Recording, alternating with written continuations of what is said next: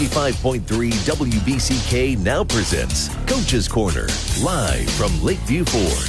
For over 6 decades, this has been your number one source for all local sports information. Coach's Corner is proudly presented by Lakeview Ford, where community matters. Now, here's your host, Bill Broderick.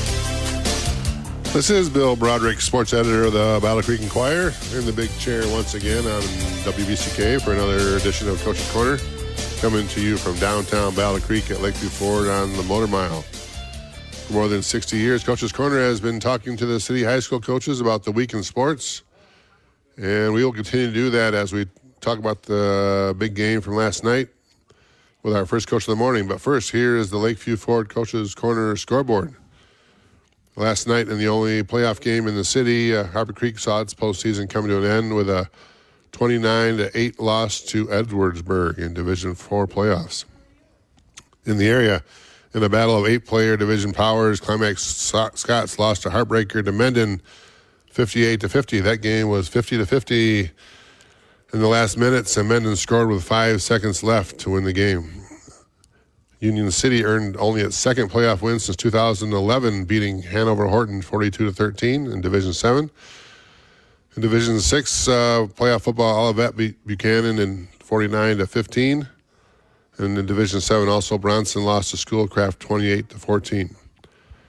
We will be back with our first coach of the morning after this on WBCK 95.3 FM. Ford Lincoln. Coach's Corner on 95.3 WBCK. Proudly brought to you by Lakeview Ford, where community matters. Here's Coach's Corner.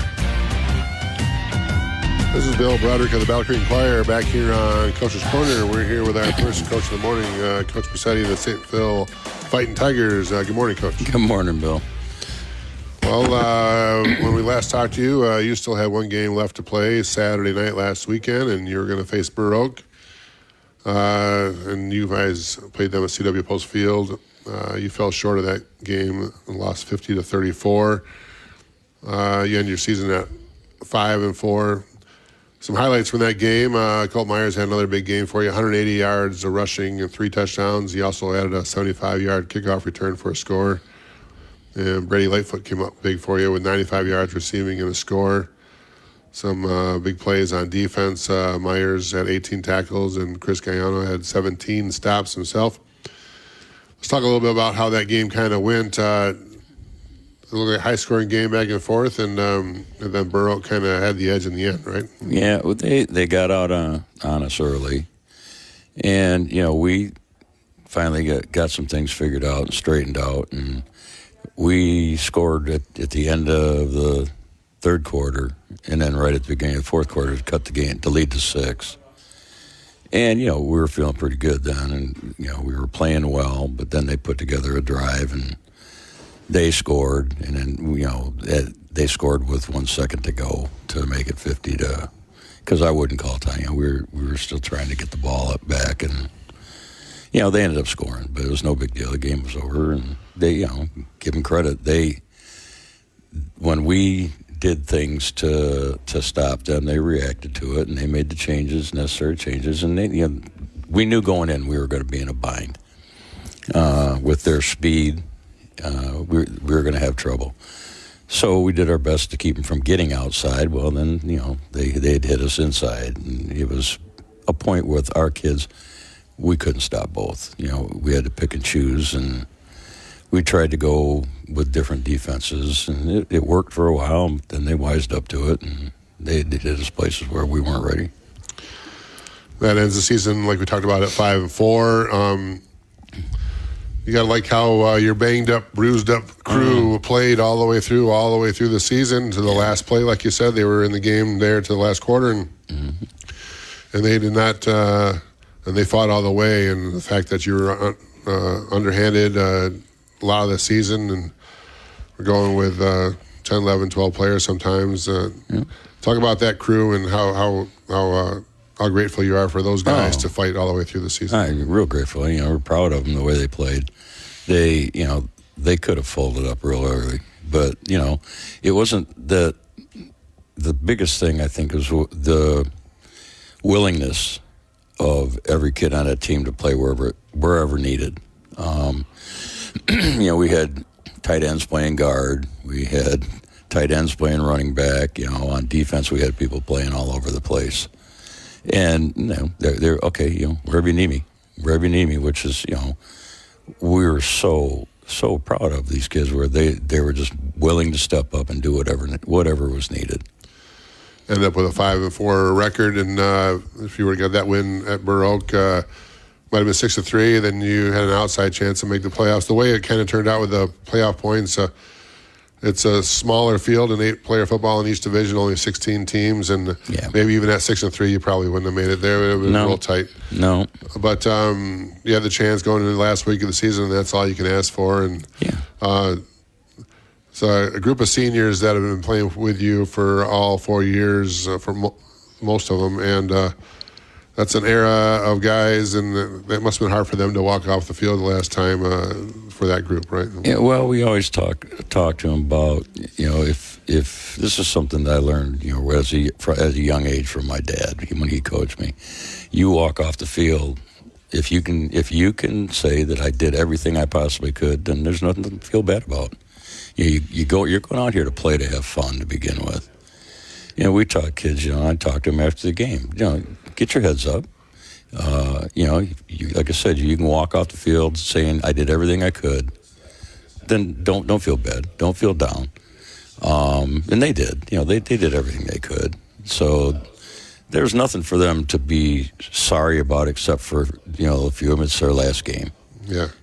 Maybe Colt goes on, possibility of another one, but for most of them, it's their last game. So, they were disappointed that way, but not disappointed in how they played. Right, yeah, exactly. I mean, they can't be disappointed in how they played. I guess the emotions are that they're not going to be able to put the helmet on again for a lot of those kids, and that can be tough on them when that kind of settles in, and that's the case. That senior group, let's talk about some of them a little bit and what they kind of meant to you guys. For a lot of those 4 years, they kept the program above water because they were the bodies that you needed on the field, and then they did a good job of that, right? Oh, very good. I mean, we had Colt, Brady, Lightfoot, Cole Myers, and Nate Rappeljay were there for 4 years. And it's one of the things we talk about. You have to have consistency. You have to, have experienced players. And then we had Sawyer Weiss and Chris Guyona were there for 3 years. So, we had 5 kids come back with a lot of experience that we could count on. And, you can walk into a season where you can just start. You don't have to do a lot of teaching, a lot of things like that. You can get going. It just makes you that much better because you're ahead of schedule. And it's nice to be able to just step on the practice field and get going. That might not be the case next year. You have some young guys coming to take on those spots, and you're going to have a lot of shoes to fill there. But you have some young players that had nice seasons this year and made some progress. Let's talk about some of those guys a little bit. Well, some of them it was because they were forced to. But like Benny Nelson, he's been with us 3 years. He'll be back next year. And Brogan Lightfoot, he's a sophomore this year, but he stepped up real big for us this year and played a lot of different positions. They're going to be counted on a lot for next year. And we had some freshmen this year that, they gained a lot of experience. So hopefully, when they start back up next year, it's just, they can move forward and they don't have to fall back and be retaught everything. And some younger players in the middle school, I know that program is growing a little bit for you, and you have some hope there that you can get some more bodies. Is that right? Big 8th grade class. Right. Big 8th grade class. And, we had some of them working out with us throughout the last summer. And, they're capable of playing. There's a couple of them that, people say you bring 8th graders up to football. No, never. Wouldn't do it. Don't want to put an 8th grader against a senior. That's ridiculous. But a couple of these 8th graders, when they come up next year, they're going to be capable of we can put them on the field, and they'll be able to play. So it's a nice season all around for the St. Phil Fighting Tigers, and no season can come together without a lot of help. You had a lot of help from your coaching staff, and a lot of help from support staff from the school. Let's talk about that group of people and who you want to thank for this season that's coming. Well, you thank your assistant coaches, but you got to thank their wives too. Because they're gone a lot. Dave Downey came back this year to help to run the offense, and he's gone. If it's a Saturday game, me and him are still gone on Friday nights, out seeing somebody. So he's away from the house a lot. Brian Schaub, who's been with us forever, all the kids love Coach Schaub. And then Chris Rabbit came back. He coached with us a while back, and he came back to help run the offense with Coach Downey this year and did a great job. But he came back, and like people ask you how'd Chris do it? It's like he was never gone. He just stepped right in, and like he hadn't missed a beat. So it was great. We've all known each other forever, and it's just fun to be around. And so, you thank them, and like I said, thank their wives, and then our staff at school. They do everything they can to help us. And Stacy Lightfoot and Vicky Grote, they'll go out of their way to help, get players. They help us get players out too, and they make sure everything's set up and ready to go for us, and we appreciate that. And there's at St. Phil, everything's volunteer, so there's just tons of people that you need to thank, and you're never going to get them all. You got chain gangs, you got our bus drivers, you got the people that do the scoreboard and stuff. There's just all kinds of people, and I always want to thank them. And our junior high coaches, they do such a good job. I talk to our junior high kids all the time, and they just love their coaches. So they do a real good job. And they were 5-1 this year, so they had a good year. So you thank them too. And Tommy will be here next week. So I don't know if you can actually thank everybody because there's so many of them. Right. But you want to thank them. Then there's some I don't even know their names. Yeah. So. Because I know a couple of guys on the chain gang, but I don't know them all. I know one of the guys in the press box. I don't really know, but you want to thank all those people because they go out of their way to do what they can to help us out. Well, another season in the books for the St. Phil Fighting Tigers. End up at 5-4, and a big off season for you guys to try to fill some shoes and get things going for next year and get ready for some more 8-player football next year, Coach. Yep. All right, thanks for coming down all season, and we'll be talking to one of your assistant coaches or your sub-varsity coaches next week as we finish up the football portion of Coach's Corner. Thanks a lot. Right. Thanks, we'll be back Bill. with our next Coach of the Morning here on WBCK 95.3 FM after this. Coach's Corner on WBCK, brought to you by Lakeview Ford, where community matters. Now back to the show. This is Bill Broderick of the Battle Creek Enquirer back here on Coach's Corner. We're here with our next Coach of the Morning, Coach Lauren Granger of the Battle Creek Central Bearcats. Good morning, Coach. Good morning. We had season ended last week for Battle Creek Central. You guys finished out 1-8, and were a young team by the end of the year. Not a lot of seniors on the field for you. Let's wrap up that season a little bit and talk about that group. The fact that a small senior class, and that kind of hampered you all year, but it was a senior class that you could lean on when you needed to for some leadership. Is that right? Yeah, it's interesting too. 1-8 season. Most people probably think, well, you can't wait for that one to be over, and it's. Obviously, I'd be lying if I said that never crossed my mind throughout the course of the year with all the struggles that we had. But then it's over, and it's like, man, it's like a downer. You hate to see a football season end, no matter how it goes. It's just the greatest time of the year, really, for those of us who are involved in it, and especially for the kids. And you speak of the seniors. It's you talk to them when they're freshmen and you say, man, these 4 years are going to fly by. They're going to be over before you know it. And they don't believe you. And then that moment hits when they realize that's the last time that they're going to walk off the field. And it's like, they're trying to run backwards all of a sudden almost. There's a level of panic that you see in their faces. And that's maybe the hardest part is I know what that feels like. And watching them go through that and the realization that it is, in fact, over.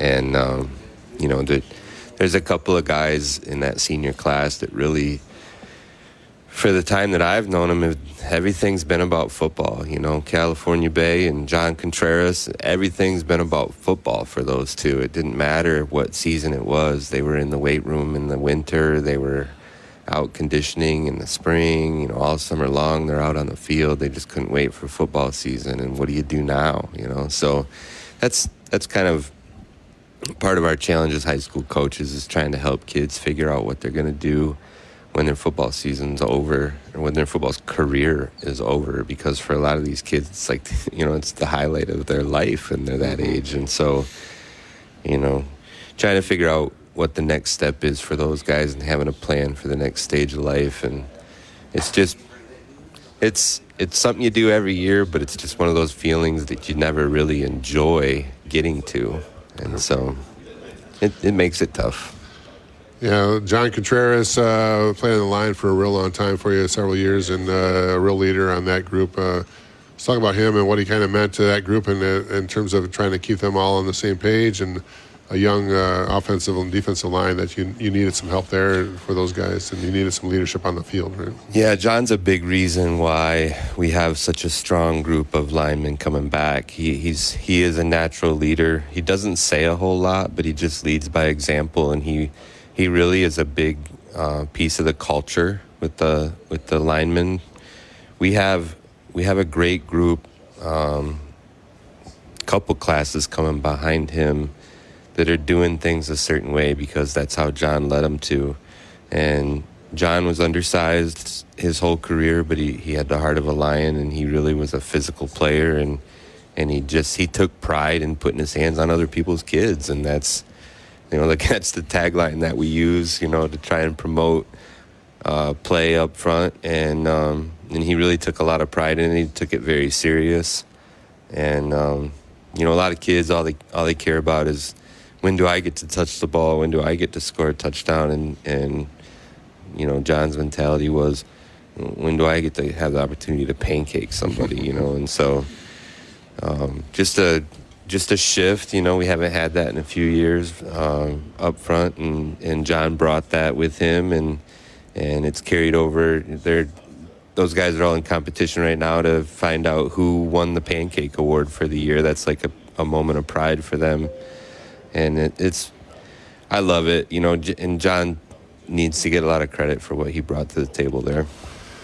And California Bay, he's the player that we talked about all season in terms of having the biggest high profile in terms of high ceiling, and he has some options going forward. And let's talk about that a little bit. What kind of season he had, and then what his hopes are right now.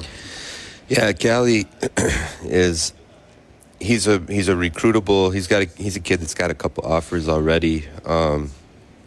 Probably a mid-tier Division II player, but really wouldn't be surprised. I know that Ferris State and Grand Valley both have him on their board, so to speak, but neither have offered him yet. That's kind of the upper echelon of Division II football, and if he were to hit that, then, you know, there's probably some Division I's that would come in and try to steal him, if I'm being honest, because both those schools have Division I kids on their rosters. But, you know, as it stands, I think he was really impressed with the way that his Wayne State offer came to him, because he didn't have a whole lot of interaction with that coaching staff really a year ago. He was kind of off the map, so to speak, but we went to a 7-on-7 there with Sound Mind, Sound Body. My friend Curtis Blackwell, he always invites us, even though it's a Detroit showcase, or like the one school that's not in Detroit that gets to come to his little showcase. And that was at Wayne State this year, and we were on the sideline, and their linebackers coach was watching us play, and he came over afterwards, and he said, "Who's that kid right there?" And they offered him on the spot. And it was a natural process that you don't get to see very often anymore. It's almost like social media driven, and all right, who already has offered? Well, I'm going to offer him too. And, you know, to watch it happen naturally like that, where a coach was just standing on the sideline and just felt like he just discovered a kid, it was pretty awesome. And I think, you know, Callie felt that too. He really feels like that coach has a lot of interest in him from his own eyes and not just what other people have said. And so we've taken a visit there together, and hopefully soon his his parents will be able to experience a visit with him there too. And I think it would be a great fit for him. He's a natural competitor. He really is he's a great football player, and we used him in so many different places. We were on an all-region meeting the other day, and I was talking about him, and I said, man, we used him at linebacker, we used him at defensive end, we even used him at safety, we used him at tight end. He took snaps at quarterback once. I mean, running back, it was like you could put him anywhere. He even played some offensive tackle last year. It didn't matter what you needed him for. He was ready to compete. And I don't know who wouldn't want a player like that on their roster. Well, we turn the page as we do every year, and then you're going to have some young kids who got a lot of playing time this year because of that small senior class, and that is the benefit of having a small senior class. And that can come to fruition next year in terms of have some players a little bit more experience. And we'll talk about a couple of those kids that you see that can highlight that group. Yeah, for sure.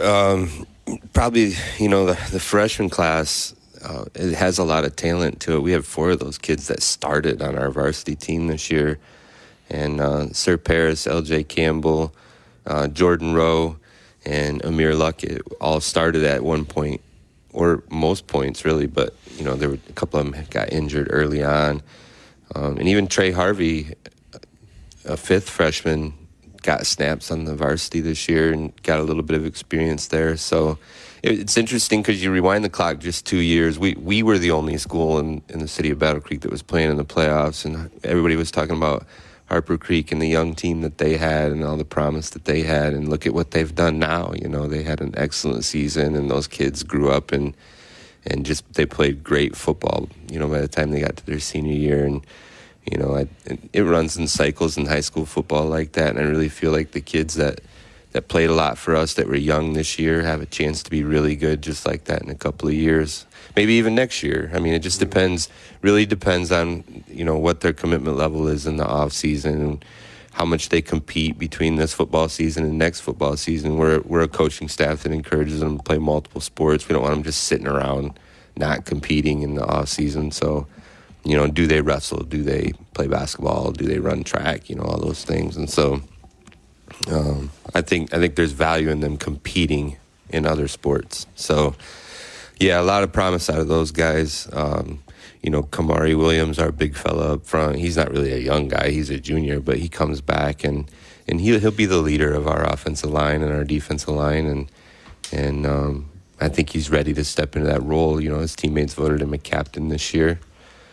Even as a junior, and I think he'll be a great player for us. So a lot of young guys coming back. We're really excited about what we have in the future. And no football season comes together without a lot of help from outside those players, and you have a nice coaching staff that you can lean on, and then all the support staff beyond them. You have some people you want to thank in that group there. I do. I really couldn't do a lot of the things that we do for our kids without Christy Goins. She kind of leads our Gridiron Club, and I don't know why she still does. Her kids have been graduated for a couple of years now. Matter of fact, her son's a senior at Siena Heights playing football right now, and even though she's traveling every weekend and she's got a big role at Kellanova, but she's still out there serving our kids meals on Wednesday nights and organizing all the parents for that. Lori Clemens, Chris and Melissa Kretzinger are a big part of that. Big thanks to all those guys. Amanda Ritchie does a lot of that work too. And I know I'm forgetting somebody that's probably upset that I'm not saying their name, but we have a number of parents that really do a lot for the kids, and we're very thankful for them. We also had some community partners that came along and said, hey, we'd like to feed the kids, restaurant owners and stuff. And I don't know if I'm saying it right, but Mitts and Pitts did a couple of our meals, and oh my Lord, their food is so good. I mean, it's like I had to walk out there a couple times and tell them, I had to do it more than once because it was just so good. But, those kind of things drive a great experience for kids and make them feel like it's a family atmosphere, and we're very thankful for all the work that they put into that. Well, we turn the page, and we'll be talking about a big off season for you guys. Getting some of those kids up and running, those younger kids, and we'll talk to your JV coach next week about that. And thanks a lot, Coach, for coming down all season long, and it's been a lot of help. Thanks a lot, Coach. Yeah, thanks to you, Bill, for all you do to promote high school football. You betcha. It's fun times here. We'll be back with our next Coach of the Morning here on WBCK 95.3 FM after this. BK. Coach's Corner on 95.3 WBCK. Proudly brought to you by Lakeview Ford, where community matters. Here's Coach's Corner. This is Bill Broderick. We're here with our next Coach of the Morning here, Coach Mason Converse of the Harbor Creek Beavers. Good morning, Coach. Good morning, Bill. Harbor Creek was the only city team in the playoffs last night. They played in the Division IV playoffs against Edwardsburg. They were at home at the Beaver Dome, and they fell short 29-8. It was a season of high expectations that I thought was going to go on for a couple more weeks after this, but ran into a good quality Edwardsburg team last night, and things didn't go your way. Let's talk about how that kind of went, and it was a game that kind of set the tone early with both teams. We're going to dominate the ball on the ground and try to eat some clock, I think it looked like. Yeah, well, first of all, congratulations to Edwardsburg. They deserved to win. They played really well last night. They're a championship program. And we talked last week that every team in the playoffs is good, and they were very good last night, and they outplayed us and absolutely deserved to win. So congratulations to them on a victory and continuing to move on.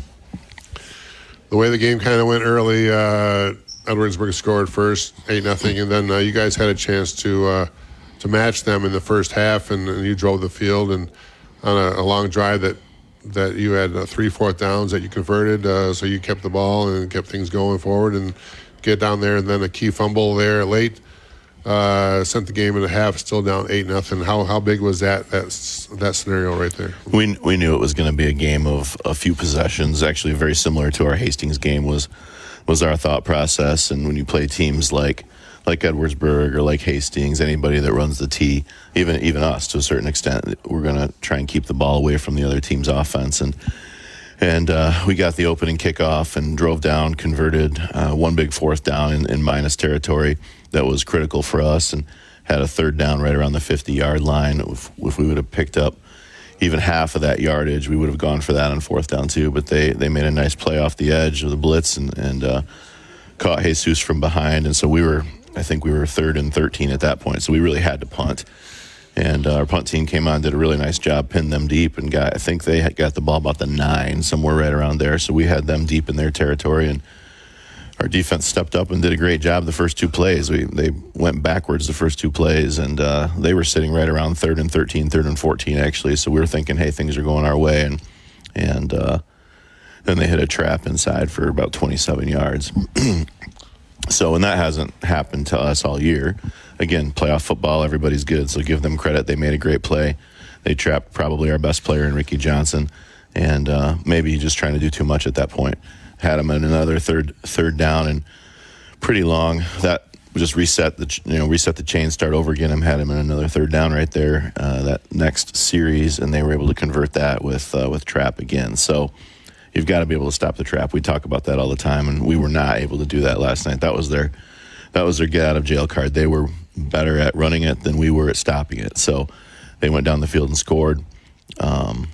We jumped off sides on the extra point, which made them go for 2, or that allowed them to go for 2, and they converted it. So it's 8-0. And like you said, then we came back down and we answered. You do have to answer against a team like that, so you don't fall behind. And we got it going, got some momentum going, kind of got the jitters out. Our kids were nervous going into the game, and that's something we've got to get better at in the future, is not being so nervous in big playoff moments like that.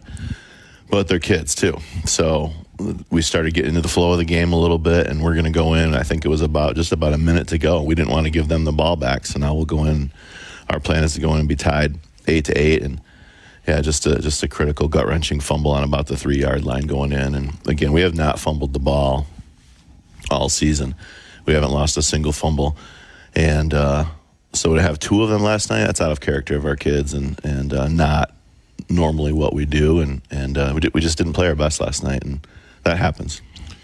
So down 8-0 halftime, then it's critical for you to get the stop on the first possession of the second half. Edwardsburg has the ball, and like you said, it's exactly like the Hastings game where you guys, if you score on the first drive of the second half, it kind of puts the game away in a lot of aspects. But so Edwardsburg had the ball, and you had a chance to stop them, and didn't. When they go up 2 scores, that really puts you behind the barrel and made you do some things that maybe you weren't didn't plan on doing at that point.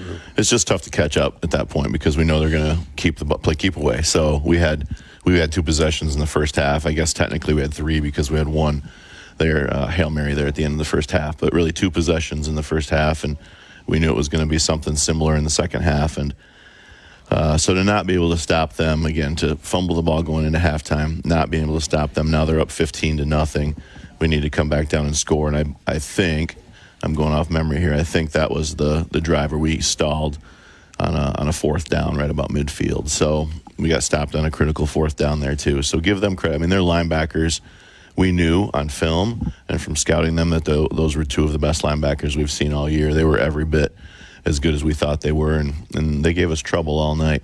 And we were able to move the ball, but not consistently enough to play championship level football against a team like that. And so then they stopped us on 4 downs and went back down and scored. Now we're in real trouble because we're down 21-0 or 22-0, whatever it was. And I'll give my boys credit. We didn't quit. Came right back down the field and scored. Got the 2-point conversion.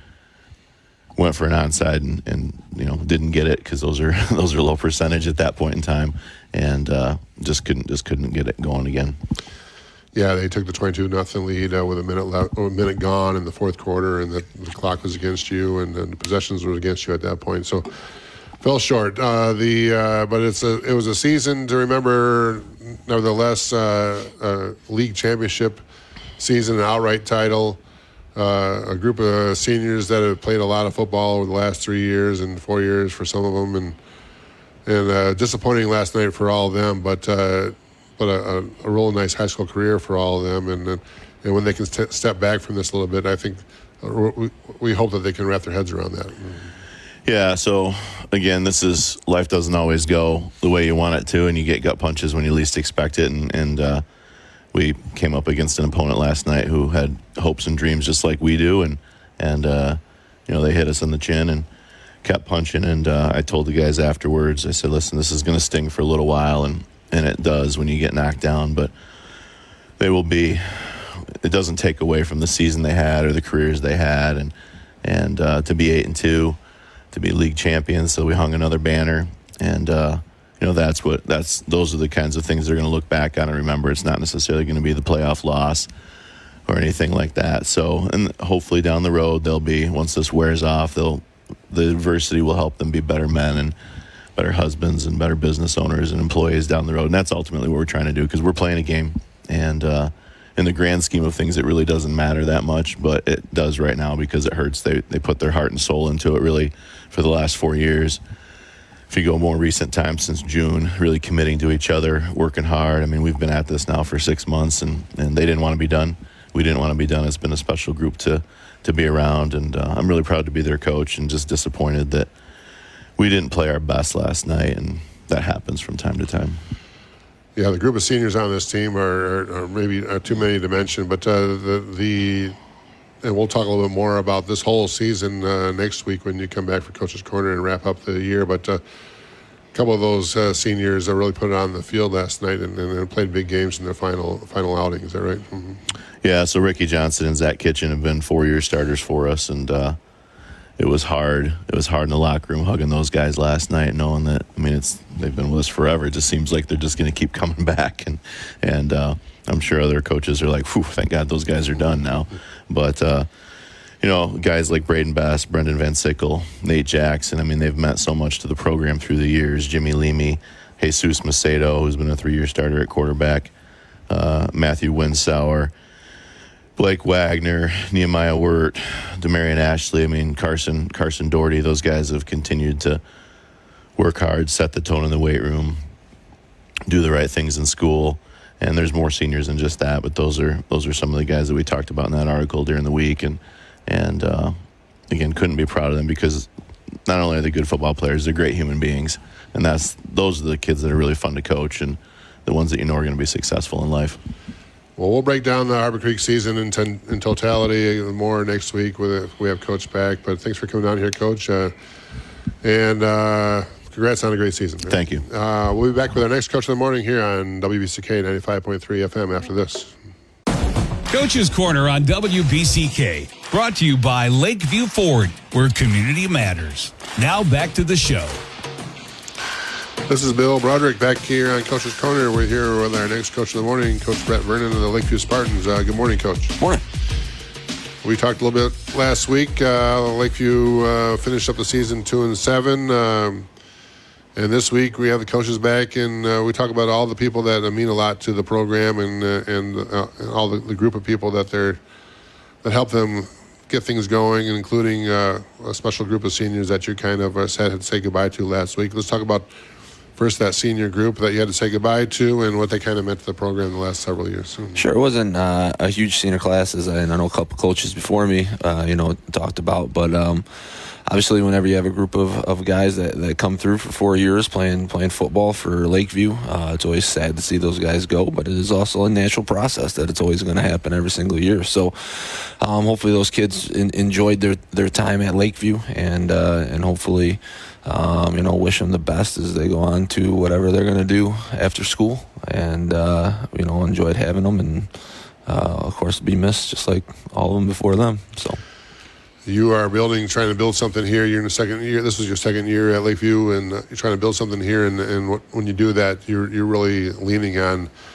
your underclassmen, and you're hoping that they are getting their heads wrapped around the program that you're setting up, and then you just keep taking steps forward year after year. But you have some younger kids that you're hoping to take a big step this summer. You can talk about a few of those guys. Very much so. I'm excited for our junior and sophomore classes. I think there's some kids that really love the game of football and have put in a lot of time in order to get themselves stronger. I talked at the beginning here about how our weight room numbers have gone up, and those are the kids that numbers have gone up in the weight room.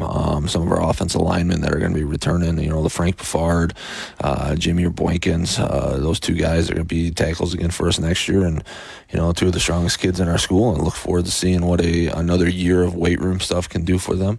And then this sophomore class that we had a lot of sophomores playing varsity football this year, a lot of meaningful minutes. A lot of them are starting, and those kids, hopefully we'll see some great growth in them as we approach next season. And obviously got to continue getting stronger in our weight room, and the next aspect.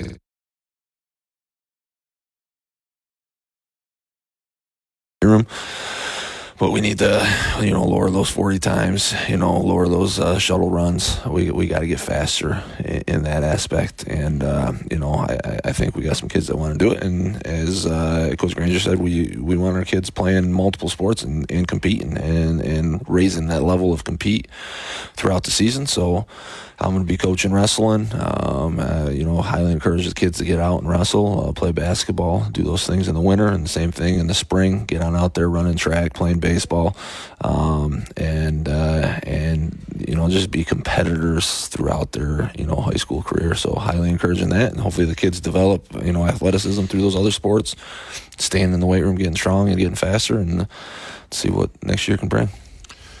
And as we talked to the other coaches about, no football program kind of comes together without a lot of help from outside.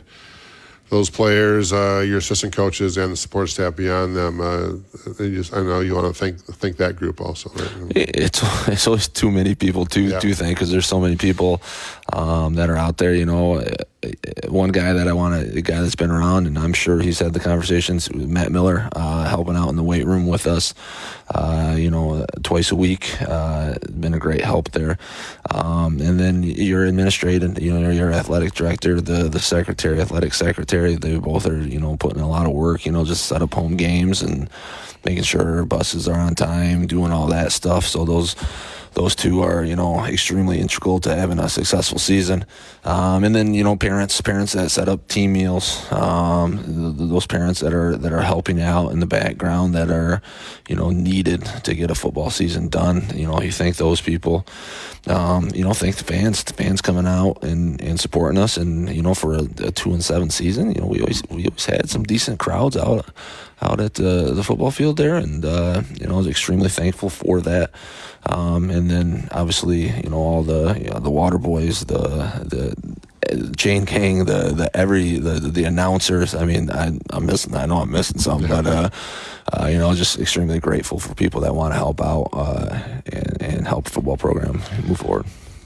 Well, it'll be a big off season for the Lakeview Spartans as things come together and try to get going and take the next step with the program. And we appreciate you coming down every Saturday to talk about Lakeview Spartans. And we'll be talking to you again next year. And we'll be talking about some more success going forward. Okay? That's the plan. All right. Thanks, Coach, for coming down. We'll be back here and wrap things up for Coach's Corner after this on WBCK 95.3 FM.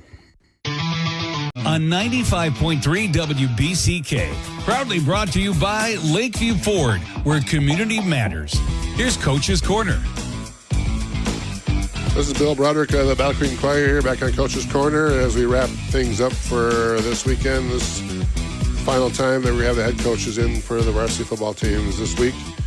And next week we'll have some of their sub-varsity teams coaches come in, and we'll talk about how those programs have come together, and we'll talk about their JV and freshman levels and things how it's going. Following that, on November 16th, we'll be off at Coach's Corner, but on November 23rd, the basketball coaches will come in for the first time for Coach's Corner, and we'll be breaking down that preseason look at all those teams as the basketball season for boys gets started on November 25th for that week. Thanks a lot for listening to Coach's Corner this week, and thanks a lot for all the varsity football coaches that came down all season long. And we'll be back with Coach's Corner next Saturday. This has been Bill Broderick of the Battle Creek Enquirer. This is WBCK 95.3 FM.